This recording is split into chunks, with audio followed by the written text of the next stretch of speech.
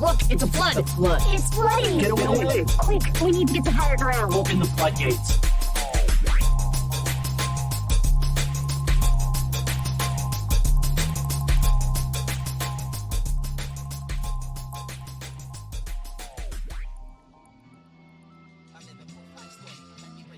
You know what I've been wondering lately?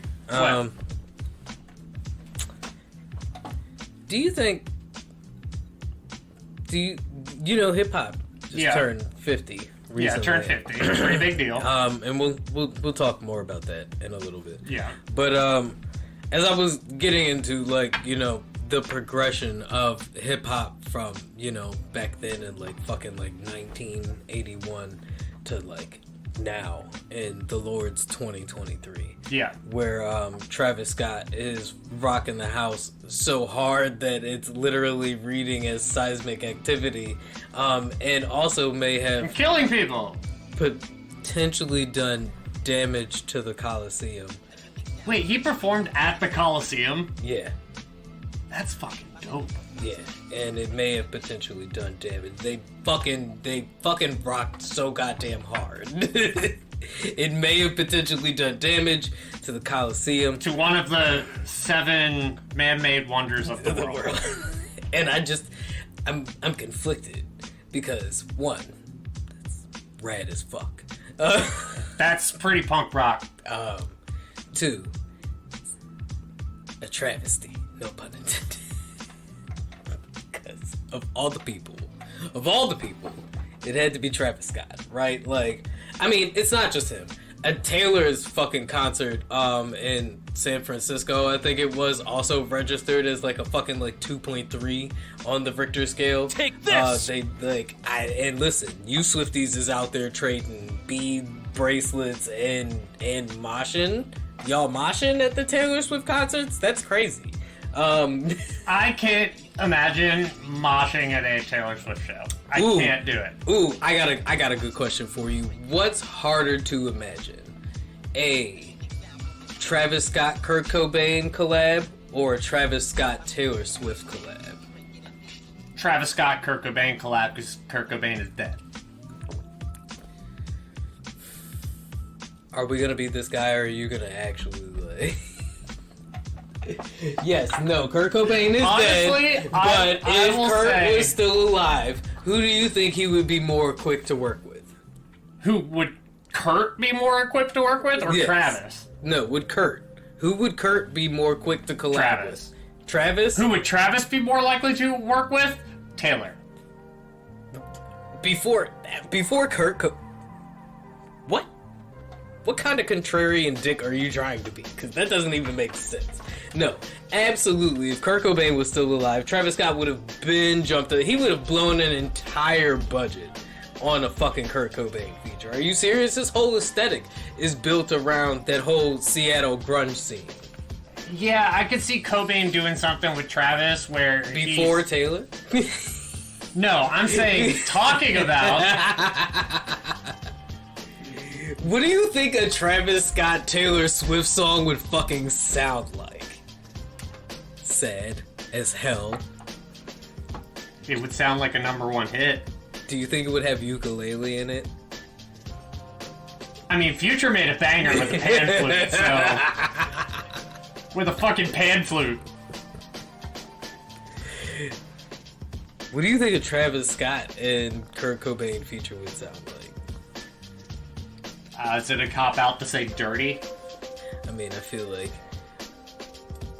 with the mastery of and the availability of all of the, technological advancements that music has made. And I feel like sound quality if they recorded it, they would be like, all right, Rick Rubin, we need you to mix this. Do you think Rick Rubin would mix it? No, what's insulting is you think that Travis Scott and Kurt Cobain would be in the studio together and they would still need Rick Rubin to mix the track. Well, Rick would just want to do it because it sounds difficult. No, Rick would want to do it because how the fuck did we get Travis Scott and Kurt Cobain in a fucking studio together? Because the whole place is covered in rugs, clearly. Pet the and the whole house smells like rub the like opium potpourri. Like That's the kind of vibe you have for a Travis Scott, Kurt Cobain recording No, session? that's the kind of vibe I have for Rick Rubin's recording studio. The level of expectations are rising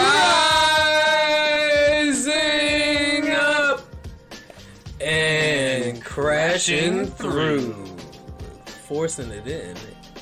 It's your boy Doc. And Ziggy. With the flood. Your favorite Weekly pop culture digest that takes the news happening around us and It talks about how it shapes the culture that defines us with our pop perspective. to put culture in context. And make the mainstream make Makes sense because if we do not don't- make sense, we don't make dollars. Hello. Listen. I don't always force it in, but when I do, it It's does consensual. go smoothly. And it is consensual. God. You guys say you're allies? He mentioned Vosh earlier. I'm not surprised. No, please. Please stay. Stay. Welcome back.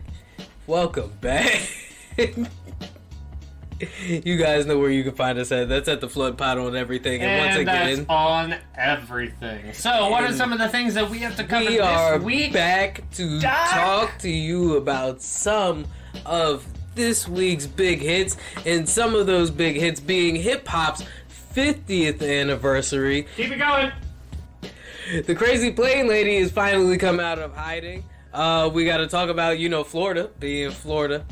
We got new updates on Marvel movies as well as some blockbuster Billboard rollouts. And we had the NBA Hall of Fame induction. We have a soft move or boss move for you. Lil Tay went missing. How could I forget about Little Tay?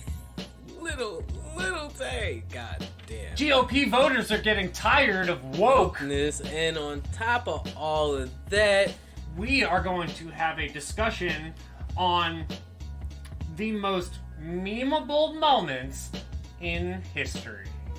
but on top of all of that, you guys know how we like to start the show off with, and we like to start the show off with what you guys have been listening to, and this week's number one hit on the Billboard charts is... And this week's hit on the algorithm is... Richmond, North of Richmond by Oliver Anthony. We listen because, I make us listen to the songs now before we talk about them. Yep. Growth, progress. Hey, Yay! everybody who's been here with us from day one. Shout out to y'all. Shout out to the new listeners. And if y'all have been listening to Richmond, North of Richmond, I need y'all to know that is that entire fucking song. It's an entire song. And I get it, right? He definitely Politicians suck. He definitely has that, what do they call it? Woody, what is it? Woody Guthrie feel, right? When you're listening to him, that old hillbilly holla, he gets the Richmond, North of Richmond. I have to say, Bob Dylan would never. Right into the red line.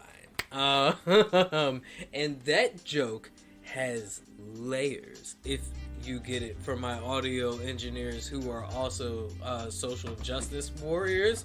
I thought you were talking about the Bob Dylan joke. No. Which also has layers for our repeat listeners.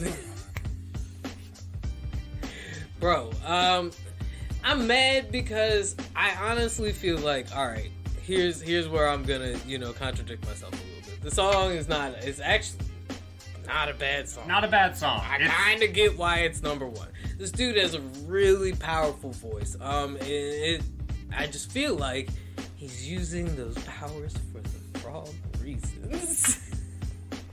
With great power comes great responsibility. Social responsibility. No, this just has lots of libertarian dog whistling to it. That's why I mentioned, Woody Guthrie earlier, because, it does have that that working class feel to it. I totally get why it's a fucking banger, right? Like when you get off of work and you've been working your fingers to the fucking bone and you gotta come home and you decide to turn on Fox News or Newsmax. And you feel like the government doing you wrong.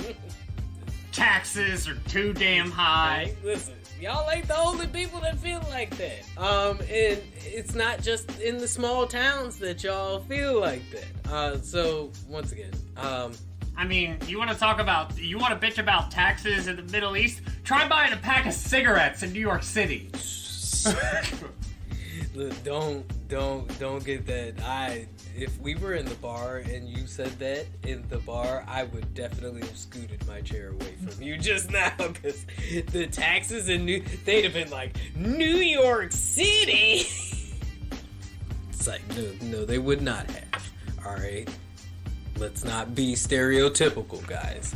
This is not that kind of podcast. Like, it's totally that kind of podcast. Welcome back to that kind of podcast where instead I will tell you that I personally, normally what we would do is, take a trip in the Wayback Machine to tell you what was popping at some point in time in history and compare it to what's popping now. But Doc is a little treat for y'all. It's not even that I got a little treat for y'all. It's just that personally, I feel like it's odd that this is number one in the country when I feel like what's going viral right now is almost like the opposite. Maybe it's not the opposite. I don't know, but I've personally been listening to this artist from, I believe, Florida named BLP Kosher. This Jewish rapper with this glorious two-set. It looks like bicycle handlebars on the side of his head. Dog, but don't let that fool you. This Jew got bars for days. Bar mitzvah. Shit's on fire, burns for 8 days. Crazy. Hanukkah Ween, Jew on a canoe, castles. These are all real song titles. Listen, if you're Jew not on a canoe, that's so great. If you're not hip to BLP Kosher, if you don't know, now you know. Once you get done listening to Oliver Anthony, go put on some BLP Kosher. I promise you will not be disappointed. It's all there. And we will be back with the rest of it right after this break.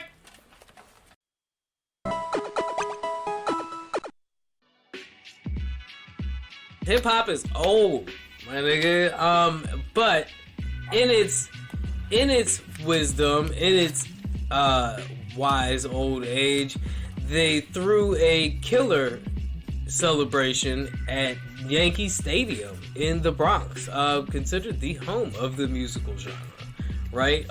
With musical performances from everybody from Nas to Run DMC, like Lil Kim, T.I., Cameron, Roxanne Shante, Slick Rick, Trina, like Hologram Tupac? It's literally, I wouldn't have been surprised if that was the case. I don't know if Nas and the Hennessy money got hologram money though. Like hologram money, that's a lot of money. Oh, so Nas threw it? Yeah, it was. I mean, in partnership, I'm sure with. But it was Nas behind it. Yeah. Were there any West Coast artists? Yes, there were West Coast artists. I mean, where was Snoop Dogg? I said everybody from fucking Nas to Run DMC, like everybody was there. This was hip hop's big 50th birthday bash, right? I feel like it's worthy to discuss the impact of the culture that is hip hop, right? Because the culture that is the culture. It is literally the culture. Like we talk about pop at culture, this point, but then there is at the this culture. point, hip hop is pop culture. You almost can't slide right now in music unless you're Taylor Swift, right? Yeah. Like without having some kind of hip hop influence. It's kind of crazy how dominant the culture has become. But it has led a lot of people to question the current state of the music genre itself, right? Well, I have a question about Post Malone. Well, I don't necessarily... Alright, so the music genre itself, right, has expanded all the way from Run DMC to artists like Post Malone. Post Malone! JPEG Mafia. I still imagine Post Malone smells how he looks. Lil B, Lil Nas X. There's lots of rappers that came up in, like, fucking the early 90s, the golden era of hip-hop, right? That would have imagined a rapper like Lil Nas X getting absolutely clowned, like... Oh, yeah. Like, so, we're here talking about the progression of a 50-year-old genre. Which is right? Apparently, just in the past decade, become less hyper-masculinized, and which is what it was before, right. yeah. The current state of hip-hop is absolutely female-dominated, right? Like, the biggest acts in hip-hop right now are, female rappers. Meg, Cardi, Doja, if you want to call her that. That's like a debate I've heard. It's like, is Doja a rapper? I think Doja would qualify herself as a rapper. She started out as a rapper. She started out as a cow. That is actually not how she started out. She started out as like a pseudo rapper. Similar in the vein. She got famous as a cow. Yes, she went famous with the viral song. Bitch, I'm a cow. But what she was doing before then was no different from what like Nicki Minaj was doing, right? And like, so Nicki Minaj we consider a female rapper, but Super Bass is that a rap song? I can tell you the folks over at Hot 97 don't think so, right? Peter Rosenberg and her official got into that like huge viral moment, which we'll go into later on. Yep. Over fucking Super Bass not being a rap song, right? And like her performing that at Summer Jam was crazy because Summer Jam was traditionally this huge rap concert. Yeah. Kind of like Lollapalooza used to be a huge rock concert. Right. But if you saw the lineup this year, you never would have known. Is Taylor on it? Like, no, Taylor's not on it. Lollapalooza. Are you kidding me? Perry Farrell doesn't have that kind of money. Ooh, fun fact. Perry Farrell is the lead singer of Jane's Addiction, who founded Lollapalooza, which is also how Trent Reznor and Nine Inch Nails got their launching pad to fame. Well, I can tell you, Melly Mel, who was one of the first Hall of Famers in rap music, was not necessarily happy with the inclusion of one said Eminem, considered the greatest white rapper of all time. Some people would argue as a the greatest. white man. Look at how he raised his hand. How cute. Because I feel like I have to ask permission. While we're talking about what? White rappers. That I have no argument or alternative for Eminem as the best white rapper. Like I said, our competition is Vanilla Ice and Snow. And Big MC Bill. Serch and Ritz and Yellow Wolf and... Well, fuck Yellow Wolf. Stitches. They're all leagues below M. I feel like fuck Yellow Wolf is a little harsh. Fuck Yellow Wolf. Fuck Yellow Wolf songs that he has with Kid Rock. Which is more than one, I believe. Also, BLP Kosher. Oh, yeah? Would he be okay with being called white, though? He's a Jew. But not all Jewish people are okay with just being called white. Really? Is that a thing? Is that a thing? That's a thing I found out. They're like, no, I'm very distinctly Jewish. This is not the podcast for that. They're like, I am one of the 12 tribes. Have already, I'm sure up to this point, ruined our chances of getting an NPR sponsorship. I don't want to continuously muddy that with discussing whether the Jewish folks are a race or not. The Jews? I said the Jewish. I said the Jewish folks. I said the Jewish folks. The Jews? Also, let's not forget, according to my 23andMe, got that Ashkenazi. As Dave Chappelle said, there is no good where there is a sentence that has the phrase, the Jews. I said Jewish. There's no good that comes of anything before or after that. I said, I'm like, I just remembered that we're live on Twitch right now, and I didn't say Jewish people, I'm just roasting I them. know we've said Jews enough times for that moderator bot to be like, hey, what's going on over there? But I don't know if we've just so distinctly put the word "the" in front of it. We were talking about the 50th anniversary of hip hop. Yes. Though. Right, and how which has apparently Jewish representation. The art form has progressed and transformed over time. I've been seeing a lot of talk on the lines. Is it dying? Is hip hop finally losing some of its steam as the dominant culture, the dominant genre, as far as, music is concerned? I mean, hip-hop's not even really charting right now. Songs like fucking Richmond in Richmond are charting. In a small town is charting. Yet, hip-hop is still considered profitably the most marketable genre. And right? America is totally 100% unified and okay. Bro, it's just crazy to me that on the 50th anniversary of this shit, right? The optics are weird. Yeah. The contrast is a bit concerning, as far as context is concerned, right? Me personally still love rap music. I think there's still a lot to be had, especially when you consider some of the transitions that rap is making right now. I think the argument or the question is rap or hip-hop dying is silly. Has the marketability of hip-hop tainted the art form the same way that it has rock music, right? Because there are lots of people that will say rock music is dead right now. I have a hot take that I don't even entirely believe, but I just think it's a hot take. As the country has become more politically divided, the 47% that voted one way are all going to support one type of artist, and then the little bit of crossover is going to be able to push songs like In a Small Town and shit like that to the top.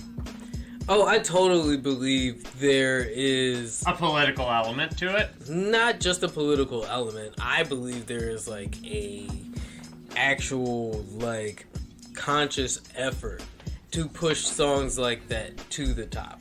I think that they are mobilizing to unironically using Russian bots. Not just that, but doing it. Remember when Nelly was like, "I'm broke, y'all, play my music." Yep. I think they're doing that for In a Small Town, and I saw the same argument being made for this Richmond and Richmond song, right? This Oliver Anthony is almost like an indie country artist, right? Yeah. And he's essentially gone viral with this song, and a lot of people think that it's not as grassroots as much as the turf would seem. It was the highest produced backyard concert I've ever watched. There were multiple camera angles. It was cute that they included the lawn chair there. So, there is, that's all I'm saying is I do feel like there is a bit of an astroturfing effort into boosting some of these songs to number one, right? Just Taylor, as much as I will, credit Taylor for being, the musical songwriting savant, the pop that she queen is. that she is. And I think Right. at this point we can give her... She's currently the reigning pop queen. And look, you can't deny that. The Taylor Army had seismic activity that was enough to rival the Travis Scott That's Army. not a metaphor. That is a fact. That is literal. There's literal, measurable seismic activity at her concert, dog. That's crazy. That's not happening at Jason Aldean's concerts. I can tell you that fucking much. Would Jason Aldean say they happen at BLM protests? Seismic activity happened at BLM. I just know it's not happening in a small town. That's all I'm saying. It's Taylor is such a force that the hotel workers were asking her to put her concerts on hold because they were going on strike, right? And her concert activity... Nothing stops the Taylor machine. Her concert activity is enough to boost the local hospitality economy. So they were like, hey, we know that, you support, like, workers' rights and stuff like that. It would mean a lot to us if you supported our efforts because you're going to give the people who we're trying to go up against a huge boost in revenue when you come through, right? And it's like, damn, I didn't even think about that, right? Like, first of all, that's a crazy position to take. Yeah, that's one of the things I hope you learn from this podcast is everything has context and small things matter. That's a crazy attempt to make, to be like, hey, Taylor, like, that's a Lifetime movie waiting to be written. Right? Workers going, it wouldn't get written in today's money because obviously the studios are too fucking greedy, which is why we haven't cashed in the bag yet. But also support the Writers Guild and all the Screen Actors Guild. unions. All unions. Support all unions. Support unions. Support labor. Support labor. The Screenwriters Guild and the Actors Guild, right, have now spurred labor movements in the UK. Like, the stylists are getting together and they're, like, forming a union because they recognize there's a strippers union now. But, like, the stylists recognize how much their input, the way they dress celebrities, has an impact on, like, their marketability. Yeah. And they're like, yep, the visual effects, like Marvel's visual effects team, I think is like getting together to try and form a union because they're like, movies are like heavily reliant on visual effects and they're not unionized. And you know what? Is it possible to be an independent contractor who is also unionized? I don't know. I don't want to say yes. I feel like you can be like that is a part of a paradox. union and still run your own business. I don't know. I don't know how that works. I do know that it's a beautiful thing. Because you know what? Take as much money from billionaires as possible. You know what really challenges corporate interest in the spirit of hip hop and punk rock? Labor unions. Yep. Labor unions. We make that shit. You hear how hard he beat it on his chest? I'm sure that shit picked up on mic. Listen, labor unions are so punk rock. You guys have no idea. If you really want to piss your parents off, hey, Zoomers, are you listening? I'm sure. Get a unionized job. This hasn't been cringe enough for you guys to tune out yet. I know you guys like your cringe humor. Shout out to everybody still tuning in. Join a union. You want to piss your boomer parents off? Don't just tell them you're being a commie. Go do some real commie shit. And then tell them that the atomic bomb was a mistake. And that you saw Oppenheimer. Yeah. After you watched Barbie. Which has now grossed over $1 billion worldwide. $1 billion fucking dollars, dog. That movie that y'all alpha bros are trying to tell everybody is dog shit has now made $1 billion world fucking wide. Mr. World Mrs. Excuse me. Miss Worldwide. Because she's not married because she don't need a man. And She if doesn't you'd need have to settle watched for Ryan the Gosling. Barbie movie, you'd have understood why nobody will ever be Ken enough. Okay? They're kenning everywhere. Hey. Apparently Joe Rogan saw the shit and he was like, the movie's great. I don't know what everybody's complaining about. It's fucking hilarious. I thought it was fine. It's not a man-hating movie, and I feel like, you know, if anybody would have told us it was a man-hating movie, It would probably be Joe Rogan. right? It would have been Joe. And if anybody would have trusted anyone's opinion on what a man-hating movie would have been, It would probably be Joe Rogan. Right? Now, unless... Like you said before we started recording, he has 4 daughters. Right. So he is a could girl have dad. already been groomed He to is be a girl part of dad. the feminist army, right? Yeah. It could be psyops. It could because you know, we live in the AI day and age, Yeah. right? So it could have been AI, right? And they could be trying to psyops everybody. Oh, maybe I should have an AI just like run my dating profiles for me. I'm sure somebody's out there doing I'm sure it, somebody's and got it, so it just like triggers every day, smashing just like mass mad swipes. wild, just mad wild. Listen, it knows his type. It knows his type, and it actually knows like his capability. So it is His power fully, level. Right, it is fully yes, but He knows his power level.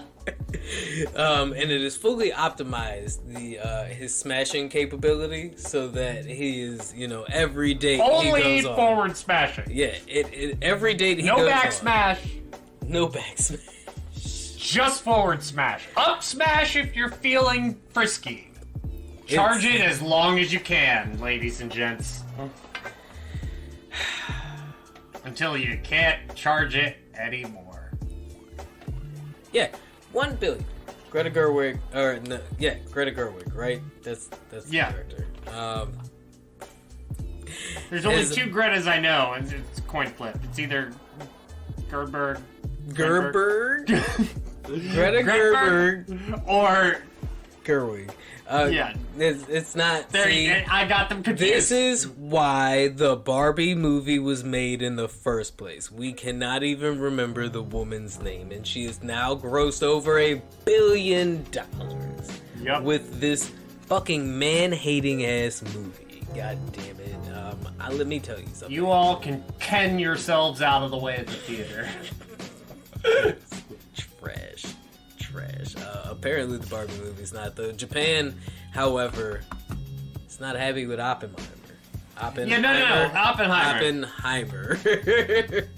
No, the movie hasn't even released over there for obvious reasons. Also, Bad optics. because right now is right around the time that whole thing happened. Yep. And by whole thing, you mean America dropping 2 atomic bombs on Japan yeah. and killing hundreds That whole of thing. thousands of Yeah, people yeah. instantaneously, Yeah. and then leaving those areas irradiated for decades. Yes, that's why Oppenheimer is like fucking 6 hours long, because it's not. That's still not the half-life of uranium. It's not a movie about how good the atomic bomb was or how much of a genius the guy who figured out how to split the atom was. It's actually like a deep character dive into the moral ethics of Which is he crazy did. because it has Matt Damon in it.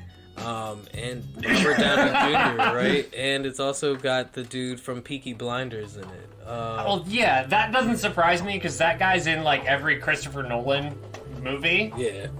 No. He was Scarecrow in Batman Begins. But it also hasn't made nearly the same amount of money that He was Barbie also in has. Inception. Also hasn't made nearly the same amount of money that Barbie I has. would not expect the movie about the guy that invented the atomic bomb, who became death, destroyer of worlds, would make as much money as the Barbie doll movie. Which one do you think is going to get the Oscar, though? Visual effects, probably Barbie. Dude, they bought enough pink paint to cause a shortage. It actually might be a crime if Barbie is not, nominated for, set design or something like that. At least nominated. to go that hard on the pink paint. You know who else went that hard on the, not the pink paint, but the tarmac? Tiffany Gomez. That's right. Crazy Plain Lady, who is That not motherfucker crazy, right there is not real. has finally come out of hiding, allegedly. Or has she? Because she released a 2-minute, 10-second video that's been Apologizing for her profanity. and the way she may have offended people at her outburst, and, you know, claiming that she should have been more emotionally restrained at the moment. But It's kind of hard to be emotionally restrained when that motherfucker right there is not real. But did not, in that whole 2-minute and 10-second video, say what she saw on that plane that made her freak out, bro. And me, Besides someone who was not real. personally, I am of the opinion that Jamie Foxx is the real Jamie Foxx. That is not a clone. Jamie was sick. Leave Jamie alone. Jamie's getting better. Leave Jamie alone! We'll get back to that later. That's not the Crazy Plain Lady, dog. That's not the same lady. And look, everybody, you can say what you want. Oh, she's got on a lot of makeup because she's been trying to hide from everybody who's trying to dox her. Oh, she dyed her hair. And I can imagine that in public. If I'm trying to make a public statement to show that I am real. Nope. I'm sorry. Look, and she even, you know, she enjoyed the memes. She said she enjoyed the memes. Like, she, you know, she's not completely upset at everything, but she, you know, she did say it was hard on her because a lot of people are mean. You know, you guys like to be mean when you don't think people can see your face. Do you want to know why this isn't real? She hasn't taken the internet's advice and made an OnlyFans. She was attractive. He said was, because that's not the same Because person. she's still missing. It's not the same person, dog. It's not the same person. I'm sorry. That's not the same lady. Tiffany, I'm not trying to be mean, girl. But you're not. But if you wanted to put an end to all of this, why would you make yourself look completely different? And I get it, right? I'm not gonna go re-dye my hair after I've tried to hide from everybody, right? And, you know, yeah, if you showed up like Frank Ocean, I'd be like, what? Right. Listen, this isn't gonna help. This did not help. Right? Like, you know what helped Jamie? Jamie was like, ha, I heard y'all niggas talking about me being a clone. Well, guess what? I am a clone. Nah, right? But, like, this is crazy. Like, that's not the same lady, dog. That's not the same lady. Like, her face is too narrow. Like, she doesn't look as, like, built as, like, Plain Lady. Because Plain Lady looked like she hit the gym. Like, for real. You know who else don't necessarily look like they built for the role that they have now confirmed they're about to play, but I guess we'll have to see how it all plays out. Ron DeSantis? Ooh, that was close, but I'm actually talking about Sydney Sweeney, who has been confirmed to be Spider-Woman in the new Madam Web Sony Marvel Spider-Verse movie. My first question. I made that sound confusing My on purpose. first question is, why are they making a Madam Web movie? Because Sony wants to do something with its rights to the Spider-Verse, right? They make a fucking Spider-Man movie! They can't, because Marvel has control of Spider-Man, but not the entire Spider-Verse, right? Which is why Sony gets to make Venom movies, because they're behind the Venom, right? And now they Morbius. And it's Morbin time! No, it's not Morbin time. It's actually Spider-Woman time. And our Spider-Woman is Euphoria's Sydney Sweeney. So, listen, I mean... Don't care! Damn, you're not even gonna give it Don't care. a shot at all. Don't care. You know? Alright, I mean... Literally, you're making a movie about Madam Web. You know what my exposure to Madam Web is? Those, like, 6 to 8 episodes she was in the Spider-Man animated series. I mean... And she was an old-ass woman in that. I feel like, listen, I feel like all of the diehard Spider-Man fans are pissed in at this our movie. Twitch chat right now, dragging you because she's like a whole big part of like the Spider-Man, like the Secret Wars like timeline and shit like She is, but she's also an old-ass lady. that. Okay. Alright, well, I guess we'll, She uses spider legs as a de facto wheelchair. How do you feel about Sydney Sweeney? I haven't watched Euphoria, so... I'm trying to see what else she's been in, right, that I Once might again, have seen. old woman! Once again, Sydney Sweeney is not an old woman. But Madam Web is! I also haven't seen much with Sydney Sweeney, and it looks like based on her IMDb, right? So I mean, I'm interested in seeing what Sony does with the property. I mean, Venom wasn't bad, right? Like Venom 2. Everybody enjoyed that. Did you? I haven't seen Venom 2. This actually reminds me, since we were talking about Madam Web being old. That's all you got is Madam Web is old. So, that's the only reason you don't want to see this shit. Is because why would I want to see it? Why do I care? Make me care, and then I will consider it. No, but what I was gonna say is, Hulu actually dropped a new season of a show that apparently has gotten such critical acclaim and enough commercial acclaim to where their cast is star-studded. Have you ever watched Only Murders in the Building? Oh, isn't that the Selena Gomez joint? Yeah, so it's Selena Gomez, Martin Short, and Steve Martin as the leads, right? In this new season, they have Meryl Streep, Paul Rudd, they had Sting in the first season. Like, this thing is star-studded. And I watched, like, the entire second season and the season premiere because, it's like 26-minute episodes and I have insomnia. So I knocked that out in, like, one night. Pretty good. Well, apparently Dakota Johnson is Madam Web, so she's not going to be some old bag in the Madam Web movie, as you were stating. It's also got Sydney Sweeney, and Emma Roberts is also lined up to be a part of the cast, as well as... Emma Roberts is solidly number 2 in the famous Emmas. Stone and Watson are the other 2. This won't be your typical run of the Madam Web affair. Just like, Venom wasn't your typical run of the Venom... Actually, I would Tom say... Hardy is a pretty good Eddie Brock. Yeah, and I would say that the Venom might have been a little bit more fourth wall breaky, but on the heels of Deadpool, but it was still pretty Venom in nature, though. So, with that being said, I think that's a bit all of our Hollywood pop culture news for the moment. And on that note, we're going to take a little break, and we'll be right back at you guys with some political news? Politics? Politicking? Let's see. I mean, we have a little political, and we have Lizzo, but that's a lot to tackle. You just wanted to make that. You don't even want to talk about the Lizzo news. You just wanted to make that joke. We'll be right back at you guys right after this break.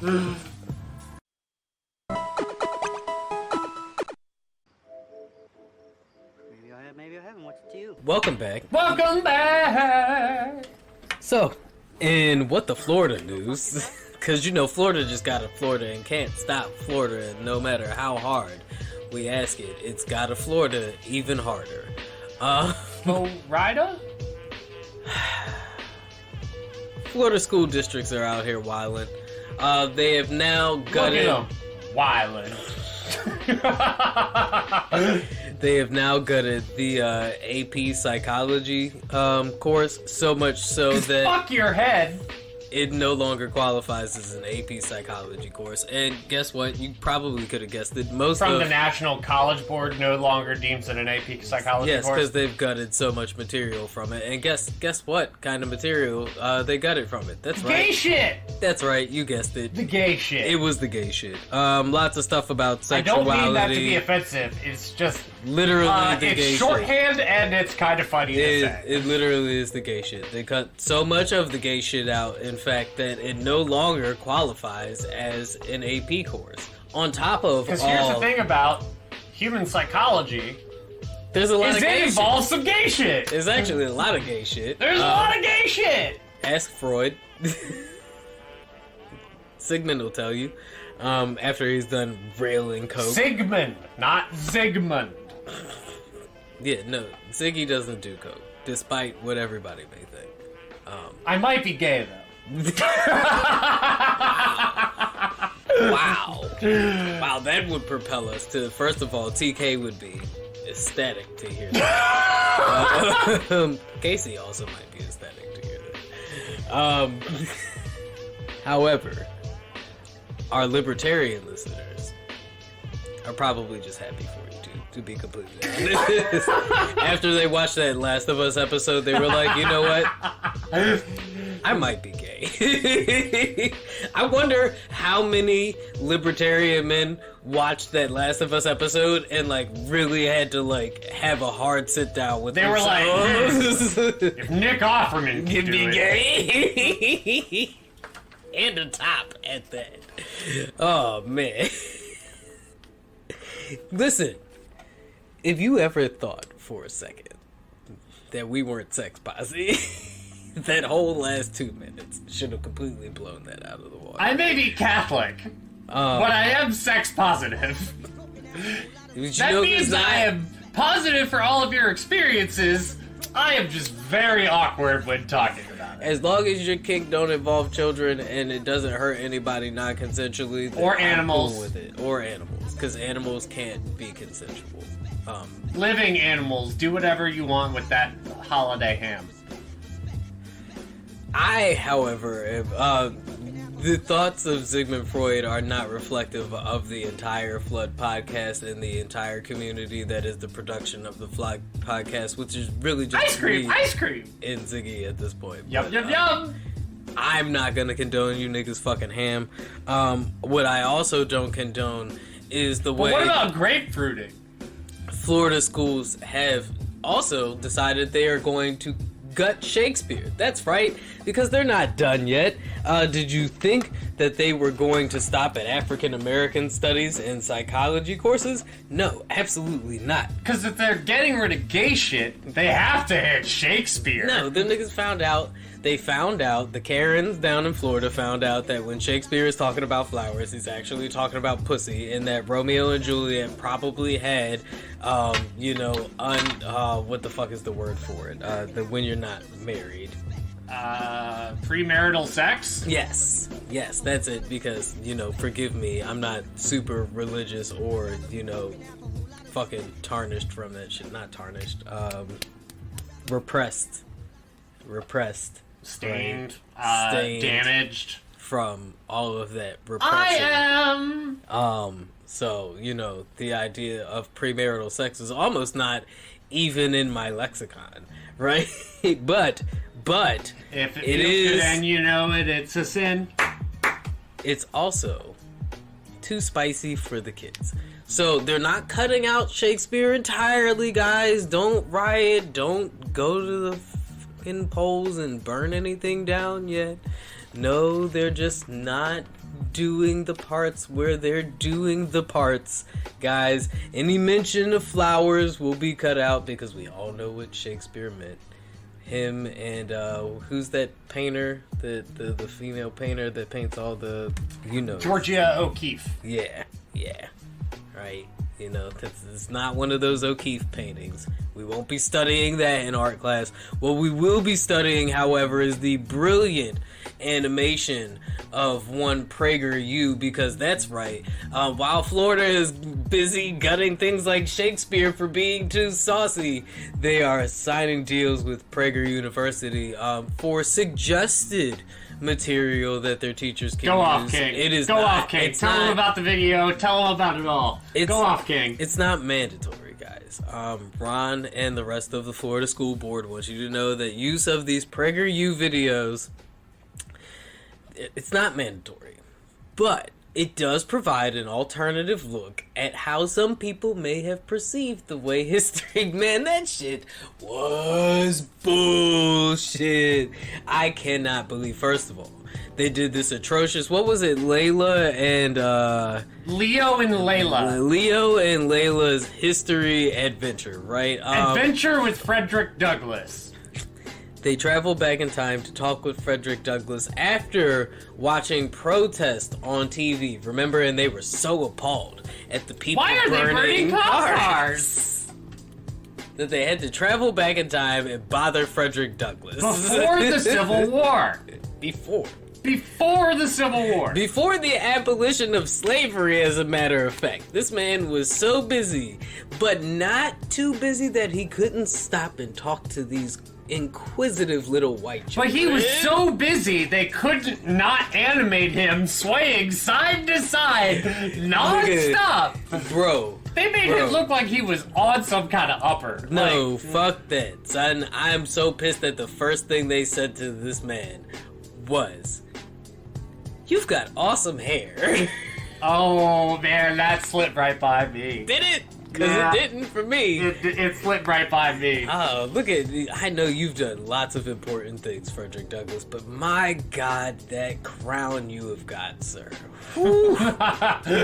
It is pretty iconic. Pristine! Let me tell you, that hot comb did wonders for you, brother. It was a tamed afro. It was so flagrant of a violation, dog, that I am surprised that it is not all kinds of red flags all over that shit. That video was egregiously Okay, we're talking about the video. I thought you were talking for a second still about Frederick Douglass. No, you gotta keep up, man. I made a pivot, right? Listen, it's so egregious of a grooming video that footage of the PragerU founder, the guy, Dennis Prager, right, saying that his intention is to groom children was also brought up, right? Because people were like, this is crazy. And he's not even a drag queen. It seems like indoctrination, right? Oh, did you say drag queen? That's right, because they can't legally, what, now, I think it's, oh, dude, was it Montana? They legally cannot read books to kids. Drag queens cannot read books to kids in Montana, especially not in like an organized fashion. No, absolutely not. It might. I don't know how illegal it is to be a drag queen reading books to kids in Montana, but I do know that it's illegal to do in a library as a publicly held event where you are encouraging children to read, but it's also perfectly fine to teach kids that Frederick Douglass would have been okay with the way police brutality is constructed and systemized in the United States today, and that he would have been upset about the riots that were happening against police brutality in some way, shape, or form, and my white co-host has to interject. Well, no, this is the transition. He wants to change the subject. No, I'm saying I have a transition. I'm kidding. For when you are done. Calm, release your anxiety, brother. It is fine. The follow-up on that video with how whitewashed it was is kind of funny, considering recent polls are saying that GOP voters are tiring of the war on woke. You don't say. I believe it was the New York Times, actually, that said it. They conducted a poll, and it was, something like about 65% of Republican voters polled said that they would prefer a candidate that was less focused on woke issues. They actually are more focused on law and order. Whatever the fuck that means. Right. I was gonna say that's a whole nother can of worms to get into. But this virtue signaling with defeating the woke radical ideology through schools and media and culture and stuff, it's, kind of starting to get a little sour. Right? Yeah. I mean, it's people are like, all right, so what are we gonna do about it? Cultural battle. It is easier to prevent something than to try to stop something. No, Once something is getting momentum, not just that, dude. Like, it's like trying to stop the juggernaut. Like, once the juggernaut starts running, you can't stop the juggernaut. You mean QAnon? No, I mean Kane Marco. That joke went right over your head. I get it. But I mean Kane Marco with the fucking, like, salad bowl head. Yeah, I know what you mean, but I'm saying in reference to what He's the juggernaut, bitch! Yes, in reference to what we're talking about here, though, the juggernaut has been this woke virtue signaling, right?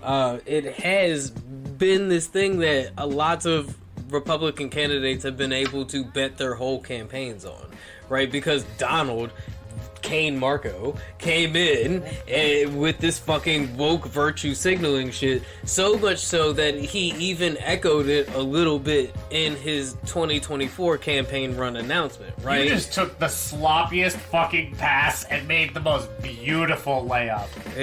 That's what I'm here for, baby. I wish we were... You just made me look great. Thank you. I wish we were here live right now, but I can tell you what is not live is all this woke virtue signaling. Like, people, like, the banning transgender fucking children's book readings only appeals to the QAnon segment of the Republican Party, and that is a small portion, if not be it loud, but still a small portion of the Republican Party. Which, you know, here's the thing. If a trans person is reading to a group of children, the children probably don't know any better. And it's not like they walk up and be like, oh, I used to be an X, but now I'm a Y. It just... Now let's read Clifford. Like, that's not happening. I find this poll wild, though, because Donald still is, like, miles ahead of everybody in the polls, right? As far as the Republican frontrunner goes. And indicted he just federally 3 times! And also just came out and said that he will make sex changes for minors illegal. I don't know if it... And it might have been... I'm just going to say sex changes for minors, right? I don't want to sensationalize at all because I don't have the quote right up in front of me, right? But this is somebody who is still running on, like, the transphobia shit, right? So even with GOP voters tiring of the woke virtue signaling, it still does work for their juggernaut. Wait, is he saying he'll just, like, ban it altogether? Well, yeah, because part of... I feel like for that surgery, it's gotta be, like, at least, like, parental clearance. Like, even if a kid under 18 wanted to get a tattoo, you still need a parental guardian to sign off on it. I believe in most cases, yes, there still has to be some kind of parental consent as far as, like, these minor operations for minors are concerned. Right? Like, I Which would is be, like... part of the absurdity of the whole idea that there is, like, so the propaganda that is being pushed is that there is a plethora, no alliteration intended, of these surgeries being done throughout the country, right? Because the idea is that trans people are grooming kids and they're starting as young as kindergarten by reading books to kids and getting them used to the idea that transgender ideology, as they call it, because it's not just, you know, a condition of somebody's human experience. It is an ideology. They are literally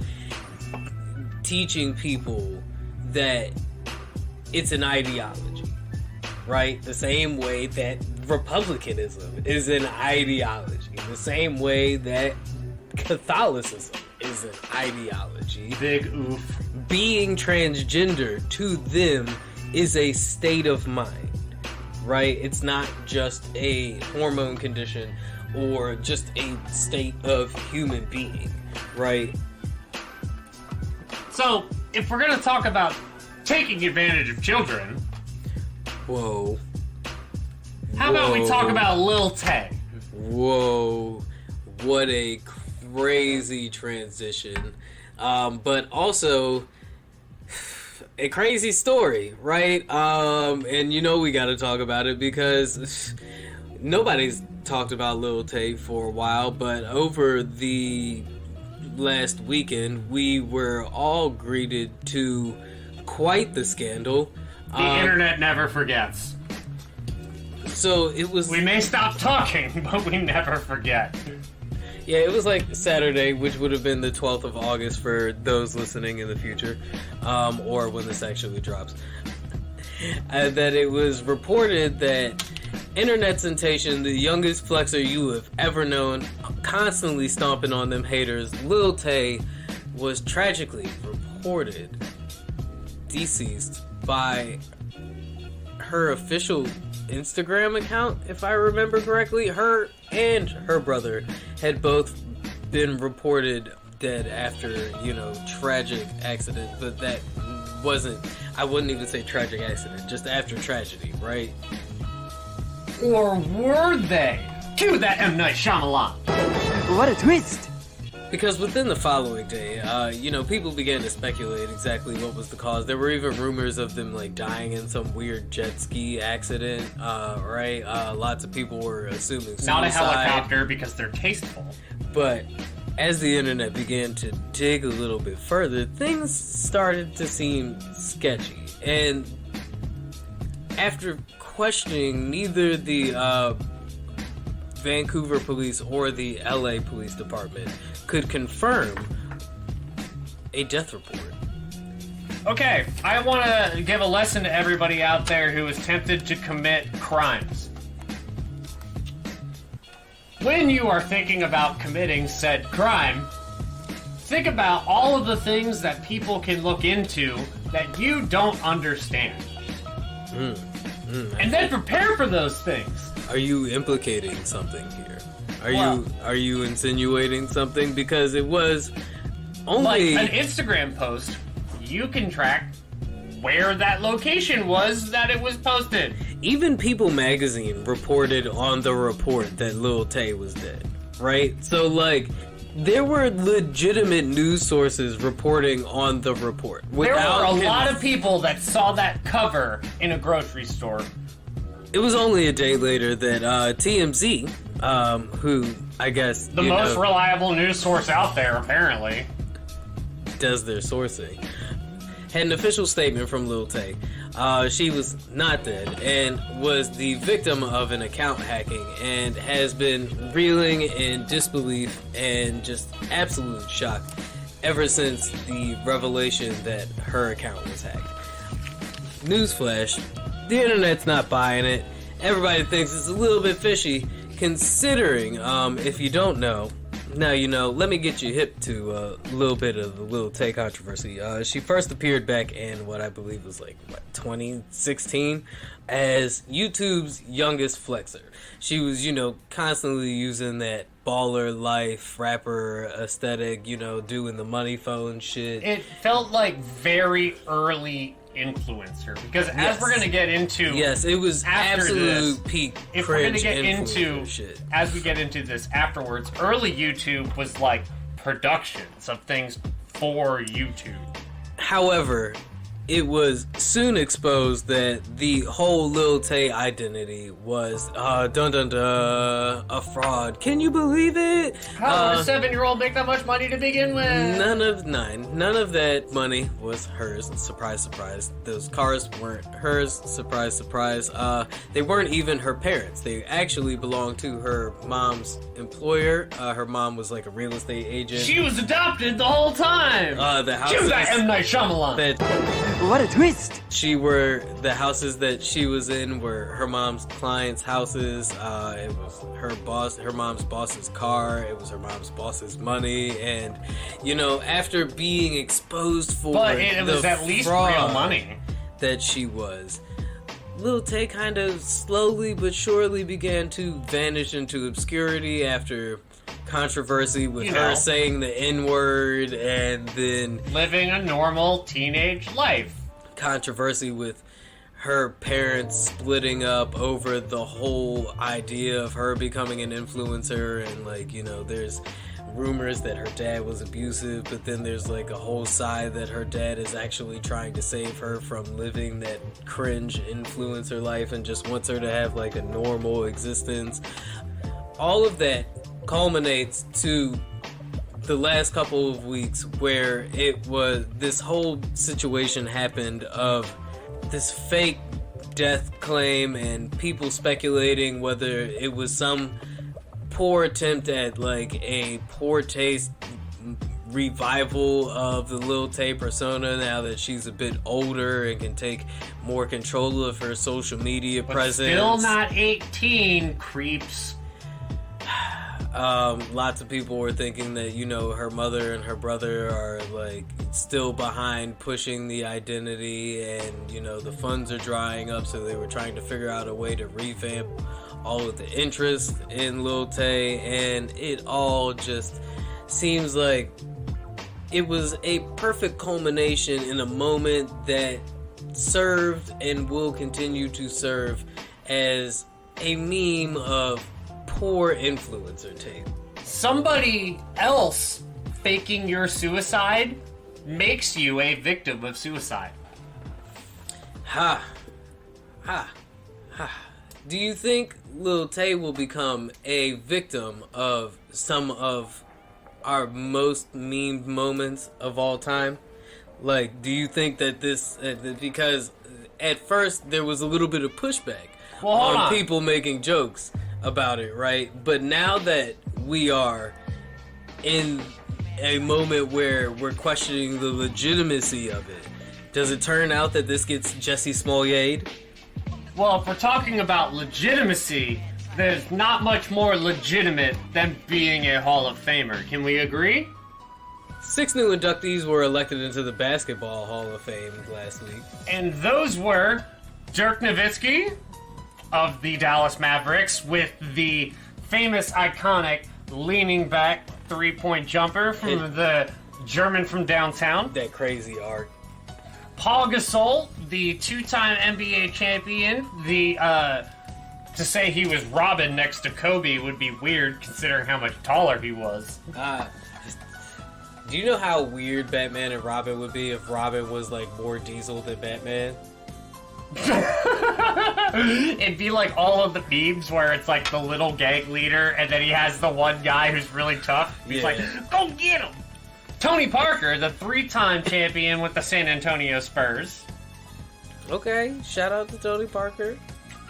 Greg Popovich, the current coach of the San Antonio Spurs, who also has 5 championships to his name. Okay.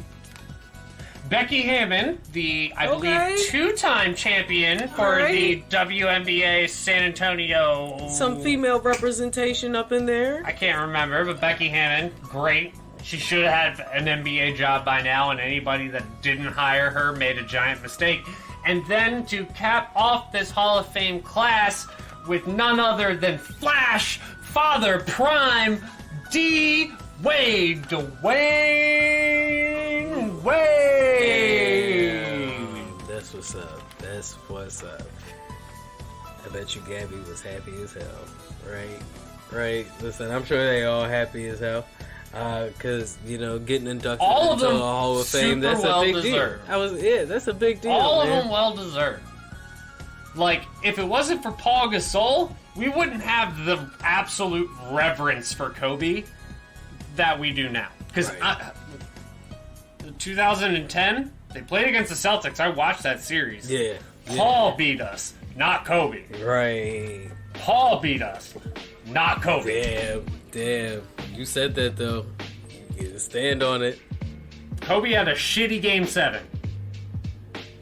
Paul didn't. Ooh. Just putting it out there. Just putting it out there. Other than that, I mean, D-Wade, 3-time champion. Flash, Father Prime, I mean, like, he beat Dirk in a final, so then Dirk got him back in 2011, beating him then. Which, you know, like... You know how people like to legacy measure based on the number of championships? Right. Dirk, since he played with that same franchise, like his one almost feels like 2 or 2.5 championships. Because he was there for legit 20 years. I mean, that's real staying power. And he like hard carried that team in that run. Yeah. That's real staying power, you know, and that's what it takes to get inducted into the Hall of Fame is staying power, right? And Tony Parker, you know, he's got his 3 championships for for the Spurs, and Greg Popovich's second major run. He was the guy running point, and of course you got Greg Pop at the top, organizing everything. And, you know, I love to see Greg Popovich succeed, even though he's 79. Listen, and you know, Zig and I, though, we organized another Hall of Fame for you guys that we want to get into, but we'll get into that right after this break. Memes.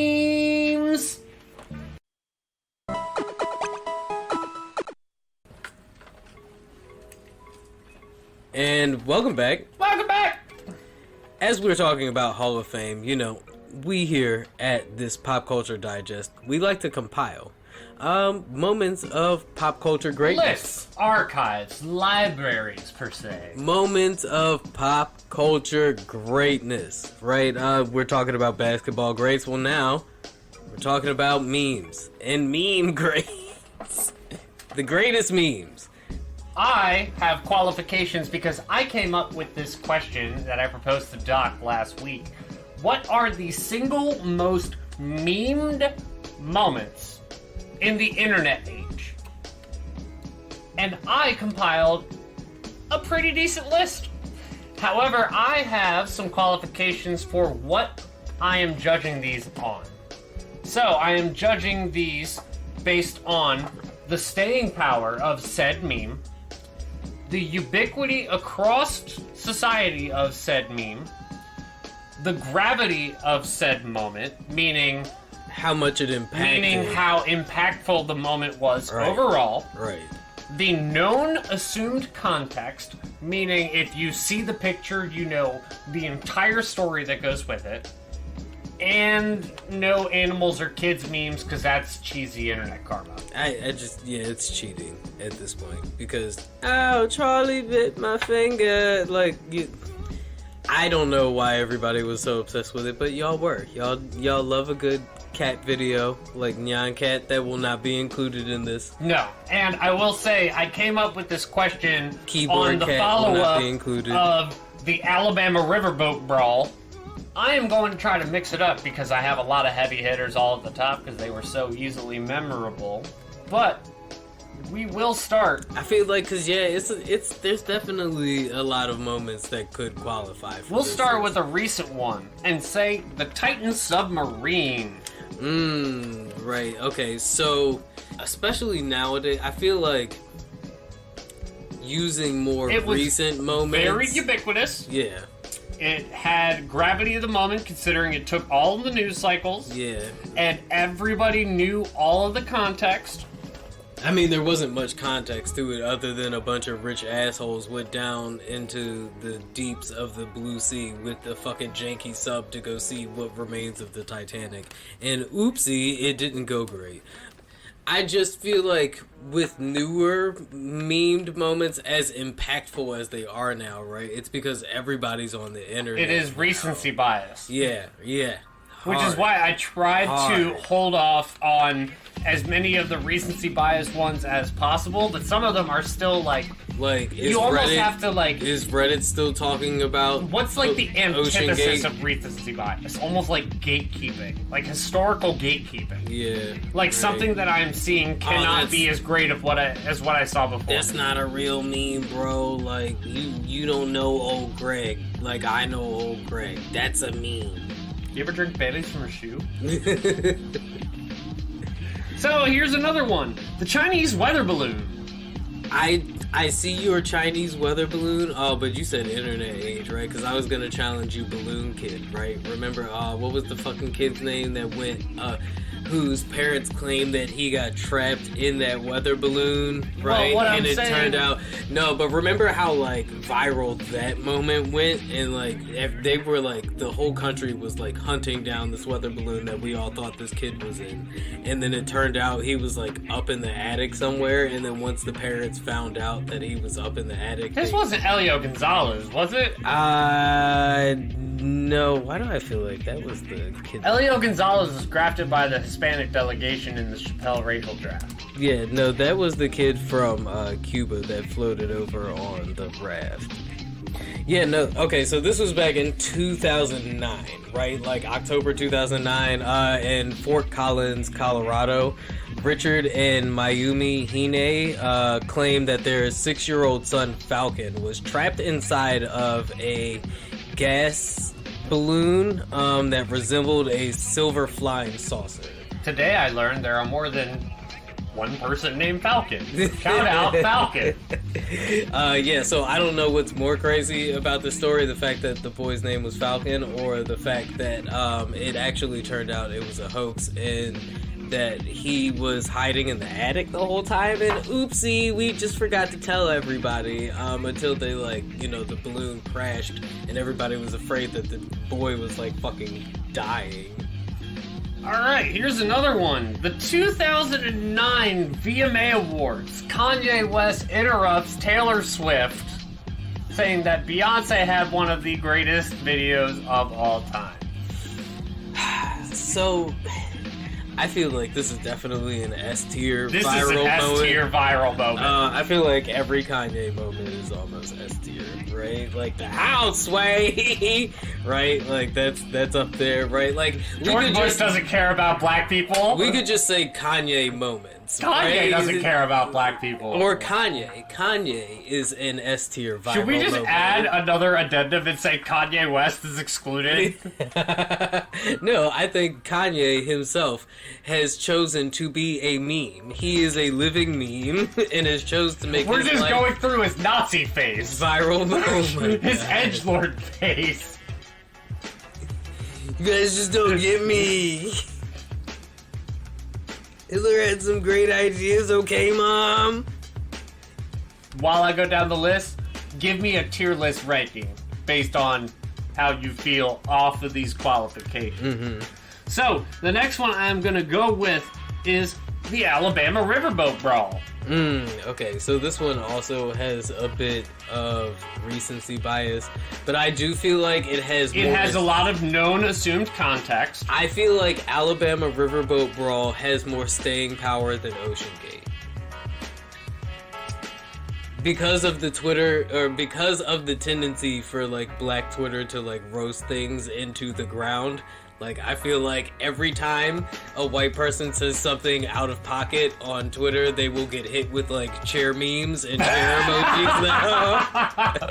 Like, this is one I feel like has actual staying power. I feel like the word submarine has also been ruined. The idea of a submarine. Yeah, I feel like the idea of a submarine has been kind of ruined. Totally. And James Cameron seems way cooler than he was 6 months ago. Yeah, I mean, that's fair, but listen, soju folding chairs.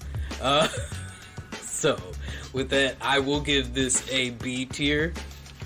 Okay, how Viral about moment. the 2007 Miss Teenage America pageant? Listen, these Miss America pageants, I feel like regularly pop up. I mean, listen, the Steve Harvey one, right? Where he announced the wrong, right? Like, we go back all the way to 2007, and we can, you know, pop back. That was what, like 2014? No, that was within the time of what the would you pod. say this? Like E tier? As far as like, It certainly does not have the staying power. no, because Nobody is using that reference gif anymore. Although I feel like it does get brought up as like a niche, like, because that shit was wild. Also, it was the Teenage America, so does that count as kids? Right, but I also challenge your 2007 Miss America, right, with the Steve Harvey shit, right? Then there's also, God, and then it was like right after that, there was the Oscar nomination thing, right, where they announced the wrong Best Picture winner and gave it to La La Land instead of fucking Black, was it? There was nobody better to handle that situation than Jimmy right. Kimmel. Yeah, dude, Jimmy, and even Jimmy looked awkward, But right? Jimmy did the best. Like, if you're gonna put any celebrity in an awkward situation, who do you expect to try to fall with style the best? It's Jimmy Kimmel is up there. Jamie Foxx. So where do He you makes put, everything look stylish. where do you put those two then? If we put the 2007 Miss America down as like an E-tier viral moment, because nobody's really talking about it anymore, where does the Steve Harvey and... I say the Jimmy Kimmel moment is probably a C tier, and that's because it's overshadowed by another Oscar moment, and that would be Will Smith slapping the shit out of Chris Rock. So and I do not there is no way this is not an S tier, God tier moment. Well, it's because of that still, right? It's first. There's multiple stills. But that one. Yeah, there's the still of Will walking up that lends itself to like. And then there's also the still of the backhand following through, and Chris's face like, oh. But that one still of the slap though, that one has definitely made its way into meme icon and like a steady meme iconography. I do not, because this thing, we still see this meme. Everybody was talking about it for like a month. It was the Oscars, so it's got huge gravity and known context. Like, this is a god tier meme. Well, like, once again, yeah, because that one still, I guarantee you, it's just perfect meme format to the point now where it'll still be used in a couple of years, and people who didn't even see the slap will be using it, and, like, they'll have no idea where it even came from. Like, kind of like Nyan Cat. Okay, so let's go with one that is currently happening, and that is Barbenheimer.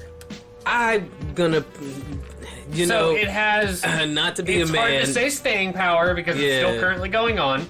It's fairly ubiquitous. The gravity of the moment. I mean, Barbie did just make $1 billion. I was gonna say it's a meme of the moment, though. Yes. Right. Like I feel like there are lots of those memes. But I feel like those two list. movies are now forever associated. So I feel like it will rank higher if Oppenheimer wins some Oscars. No, I'm still gonna put this one down on the D tier because I feel like this is a you had to be there thing, kind of like Alien Fest and the Battle of the Joshes.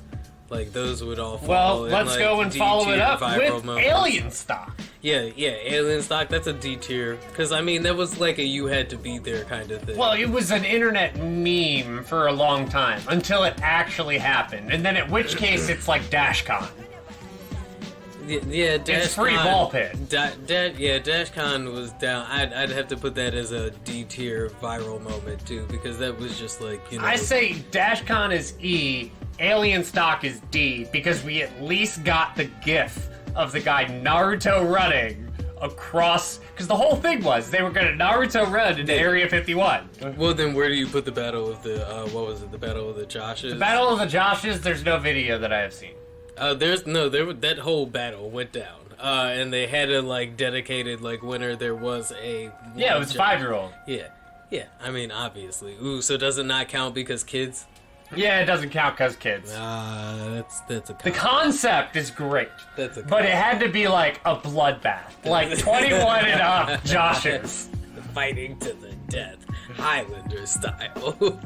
That would have been fucking nuts, dude. Are you kidding me? No, Barstool would have been on that immediately, dude. It would have been like a weird like gladiator especially battle. now. Barstool, now that Dave Portnoy owns it all again, would immediately be on that. Him and Big Cat would be at the call, like, ready to go. Yeah, right there with Joe Rogan and Dana White. Like, this is a modern day gladiator hunt. Like, it would almost be like the reverse Firefest. Where would Firefest fall on this tier? Firefest has got to be an S tier meme. You think that's an S tier? I mean, they did make like 6 documentaries about it. We got to legitimately ask the question, where's Ja? I was gonna say, I do feel like this kind of tarnished Ja Rule's brand even more than it already was. Already more than 50 Cent did, yeah. So, with that being the Firefest was real bad. Yeah. Yo, Twitter, that was one of the best days on Twitter. Dude, the fucking cheese sandwiches. Like not only was Black Twitter going on, but the rest of Twitter was too. Yeah, because they started a Reddit They started a subreddit that was getting live updated from people screen capping fucking tweets. That's crazy, dude. Yeah, no, Firefest is definitely an S tier viral moment. Would Woodstock count as a viral moment? No, because it wasn't captured during the internet age. No, I mean, but like, would it count as a viral moment? Oh yeah, if like Twitter existed during in 1969, I do not like, want to know what 1969 Woodstock Twitter would have been like. Then, can you imagine Jerry Garcia's stories? Dude, all the acid that everybody was taking. Yo, like the Who, like right before they're about to follow Jimi Hendrix, they go live and they're like, "Look at this motherfucker! This motherfucker's burning his guitar! How is he more punk rock than we are?" Dude, oh man. Alright, so. Next, we have Birdman on the Breakfast Club. Put respect on my name. Oh no, dude, I feel like that's A tier. I won't go full S tier with that, but it's definitely to put some respect on Birdman's name. It certainly has staying power. Yeah, no, because put some respect on my name is definitely in the lexicon for like, at least for the next 2 generations. Yeah, for the addition to I was about to push back a little bit and say B tier, but you're right considering we changed the way we spell respect, which is weird because Aretha Franklin spent so much time making sure we knew how to spell it correctly. And Birdman changed that in one interview in like 25 seconds. Are we finished or are we done? So, next, that motherfucker right there is not real. You got a lot of recency bias on here. Yeah, this one I feel like is probably, currently, it's an E tier. If we find her, or she remains missing, well, I mean, it can move up. I like how you said that, like the video of the lady who just came out. That motherfucker is not real. I'm gonna have to go E tier with this one for right now. The double rainbow. Double rainbow was sneaky ubiquitous. I feel like that's a C tier.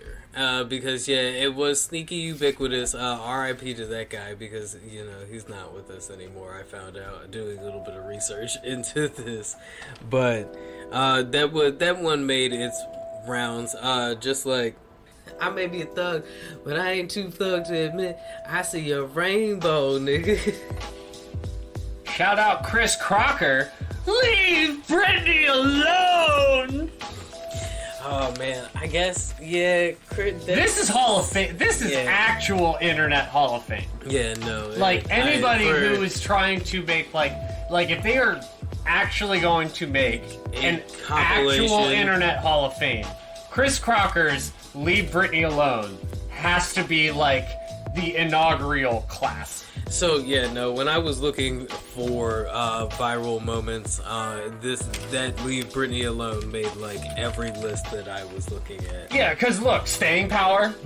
Yeah. I said it, and you still immediately all of you listening knew what I was talking about. Clearly makes ubiquity, and the known assumed context is Britney Spears losing her fucking mind. Right, and a crazed fan losing which was their one mind. Of the top tabloid stories in a environment that was prehistoric YouTube. My man said prehistoric YouTube. I mean, it is one of the first like YouTube viral moments, though.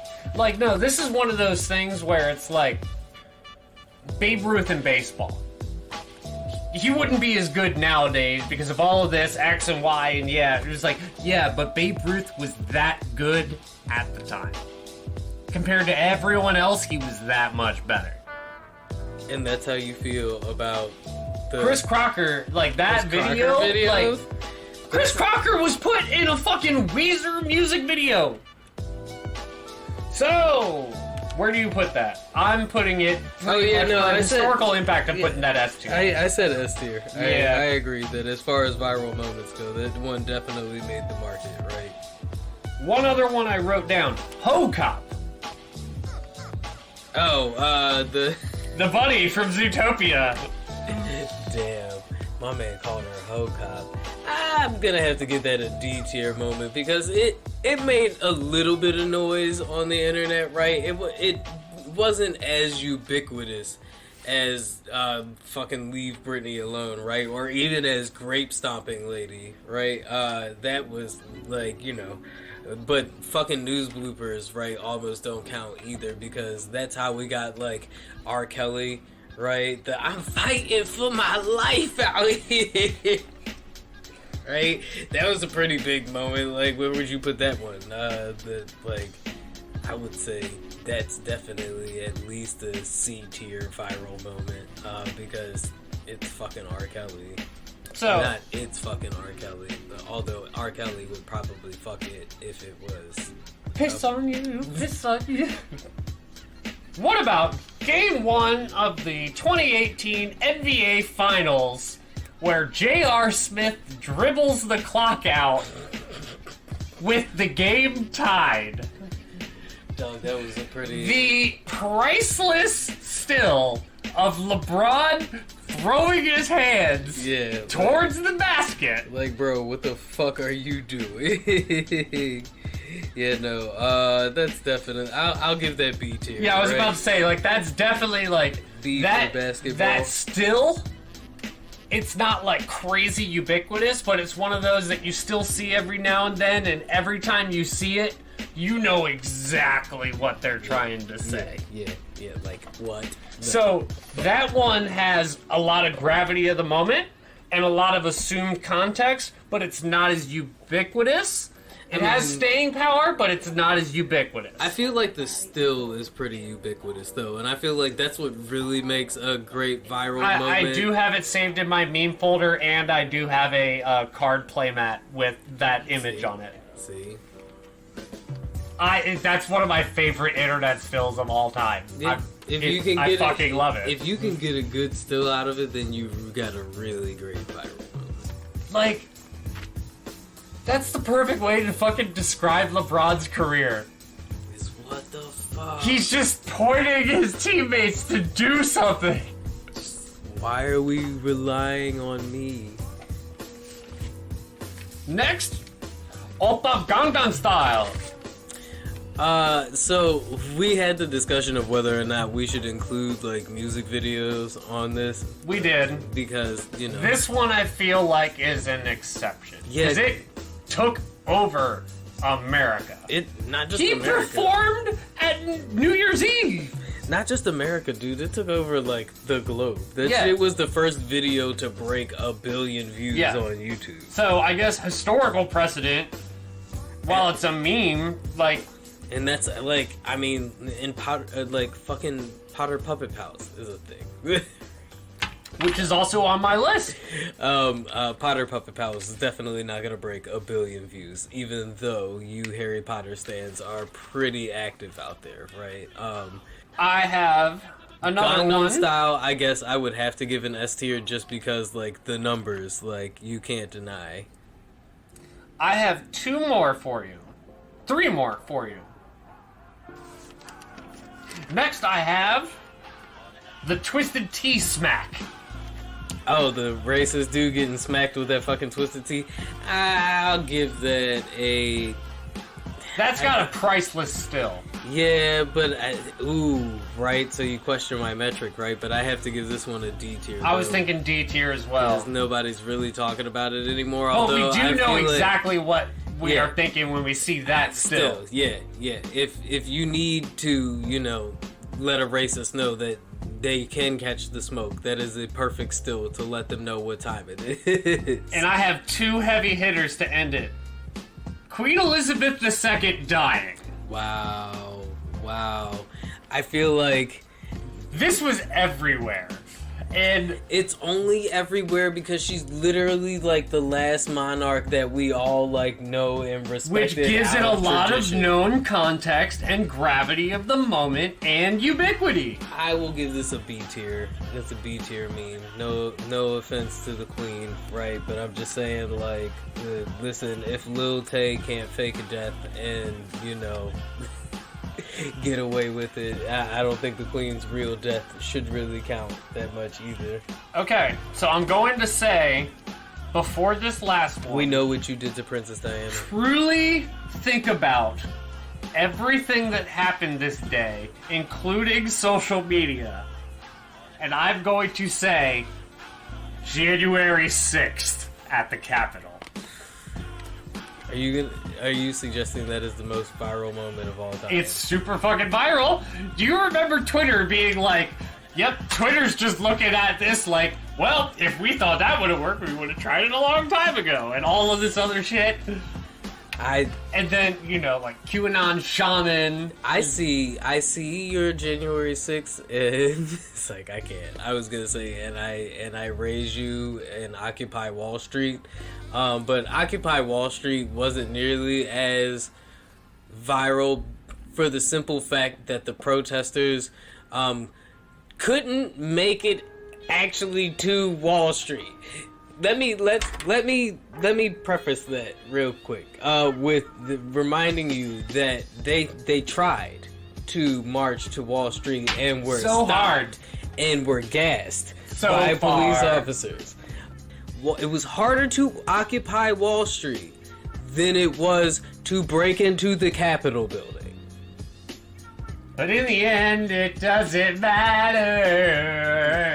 Or, I mean, it won't if Trump gets off, but lots of the people Ask Stormy about that. Lots of the people who were, who took part in the January 6th Capitol riot have been, prosecuted and charged I feel to the fullest. this has to be an S-tier memed moment, though. It does. It does.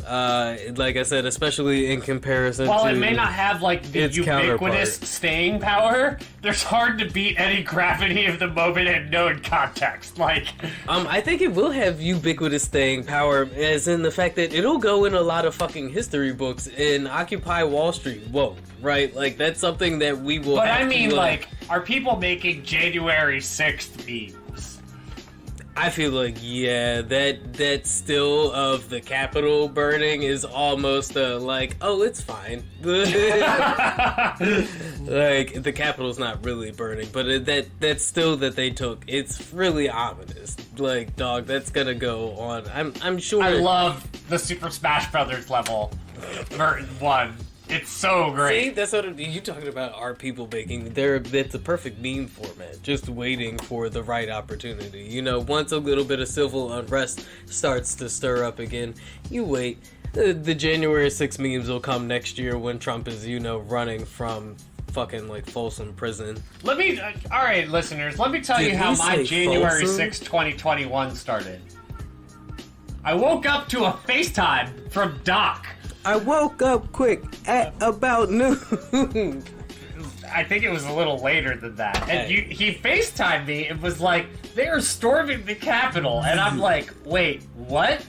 You told me you were like, they are storming the Capitol. I think I laughed. Yeah. I think I laughed and I was like, wait, what? They're actually storming the Capitol? That's not normal. The thing is we were laughing the whole time. I feel like in my head, the whole time I was like, this'll be fine. Yeah, no. The whole time I'm just like, this'll be fine.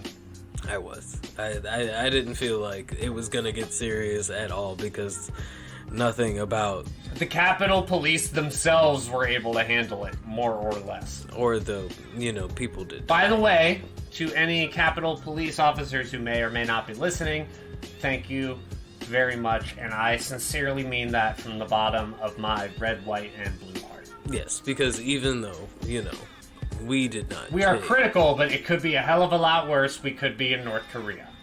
Even though we did not take the January 6th rioters seriously, you guys still took your job seriously, and that's all that mattered. Because what also was serious was the fact that the incident even happened in the first place in a country that has been well established in the transition of power. But that's also part of the reason why Donald Trump is on trial, or will be on trial now, and has been indicted, becoming the first president to ever be indicted on 3 federal charges. No, the first president to be indicted on federal charges, period. And the first to be federally indicted twice, and the first to be federally indicted 3 times. Let's see somebody try to go for that Barry Bonds home run record. Hey, it's just another reminder that none of this is normal. But what what should be be normal is getting all of your Yu-Gi-Oh!, Pokemon, Magic the Gathering, Flesh and Blood, board games, and card game supplies at tokenmtg.com and use the promo code Ziggy to get 10% off your order. And you can find us at the Flood Pod on everything. This And is your that final reminder that Is on everything. and we'll be right back at you guys next week with more of that pop culture juiciness. Deuces. Look, it's a flood. It's flooding. Get away. Quick, we need to get to higher ground. Open the floodgates.